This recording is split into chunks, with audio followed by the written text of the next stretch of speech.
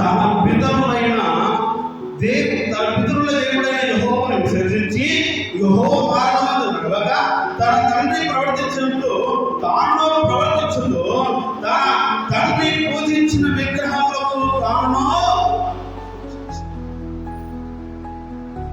అసలు తల్లిదండ్రులు నడిచిన మార్గంలో పిల్లలు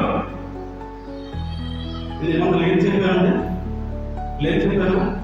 వాక్యం చెప్తుంది, నువ్వు మూఢాచారం ఆచరిస్తే నీ పిల్లలు మూఢాచారాలు ఆచరిస్తారు. నువ్వు మూఢభక్తులు నడిపితే నీ పిల్లలు మూఢభక్తులు నడిపోతారు. నువ్వు దేవునికి వ్యతిరేకంగా నడుచుకుంటే నీ పిల్లలు దేవునికి వ్యతిరేకంగా వెళ్ళిపోతారు. నీ విగ్రహం చేస్తే నీ పిల్లలు విగ్రహాలు చేస్తారు. నువ్వు దేవునికి లోపడంటే నీ పిల్లలు దేవునికి లోపడరు. నీవు దేవుని విసర్జిస్తే నీ పిల్లలు దేవుని విసర్జిస్తారు. జరిగే కారణం తెలుసా? దేవునికి కుటుంబానికి దేవునికి కుటుంబానికి దేవుని నీకు కొంత ఉన్నదో దేవుడు నీవు అనే అసహించుకుంటాడు. నువ్వు చేసే ప్రార్థన వినడు. నువ్వు విగ్రహ